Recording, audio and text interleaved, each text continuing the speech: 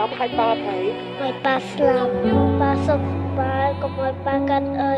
กลับแต่ป้าถ้าป้าไม่สุขภาพละไทยชกบ้านเต่าไม่วันน้อยด้วยป้าបេះដូងខ្ញុំស្ទើរតែបែករហែកពុះចេញមកក្រៅកងតបត្រូវទូលំរែងទៅតទល់នឹងសត្រូវឯរាជខ្ញុំត្រូវចាក់មេឃ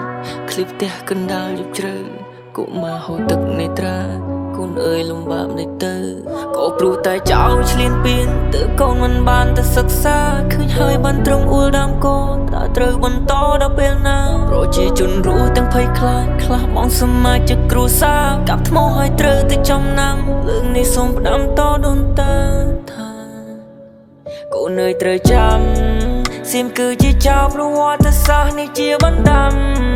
កូនត្រូវតែចាំជានិច្ចឈឺណាស់មិនអាចបងភ្លេចវាពុះពេញដោយល្បែងកូនអើយត្រូវមើលគ្នាផងកុំភ្លេចចោលក្បែររបកូនអើយត្រូវថែ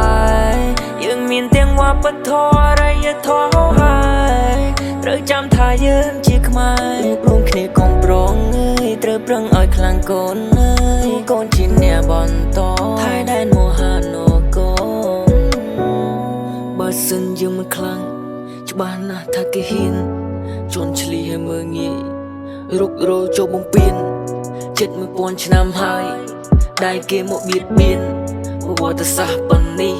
អាចចាត់ទុកជាមេរៀនពីថាសង្គ្រាមមានតែការស្លាប់មានតែបាត់បង់មានតែឈឺចាប់ខំកិច្ចណាស់តែវាមិនស្ដាប់ពួកនឹងថោកទាបវាបារាយរ៉ាប់លួចទៅអស់37ខេត្តវាមិនស្កប់ស្កល់វាមិនទាន់ឆ្អែតលួចតកូនចៅគ្រប់ចំនួនបើយើងមិនងើបឡើងតែវាកាន់តែជន់ពួកវាចាំតែជន់វាចាំតែបំភ័ន្តវាមិនចង់ឃើញយើងហោះហើរឆ្ងាយកូនខ្មែរអើយកុំបំភ្លេចឡើយរបួសយើងច្រើនណាស់តាំងពីនាយអាយសោកនាដកម្មឆ្នាំ79វាសម្លាប់រាជយើងរាប់ម៉ឺនផ្លៃពីសន្តិភាពវានៅតែមិនសុខតាំងប្រអប់ចង់ឃើញយើងអន្តរាយឃើញទេ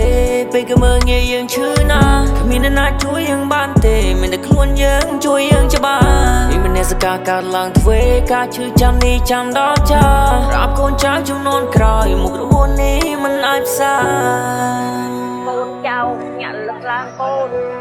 អាពាក្យសៀមនេះឲ្យកុំឲ្យភ្លេចឲ្យសោះថ្ងៃណាក៏វាឆ្លៀតយើងថ្ងៃណាក៏វាលៀបមើលយើងអាក្រក់អាក្រៃណាស់កូនអើយត្រូវចាំ